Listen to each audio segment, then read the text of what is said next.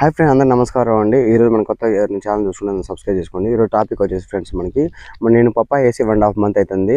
వాటి యొక్క పెరుగుదల కోసం వాటి యొక్క వేరు వ్యవస్థ గురించి మనం మాట్లాడుకుంటే మనకి ఒక ఏదైనా కానీ న్యూట్రిన్స్ లోపాలు ఏది ఉన్నా కూడా మన అగ్రిపోమ్ అనేది ఈరోజు యూజ్ చేయడం జరుగుతుంది.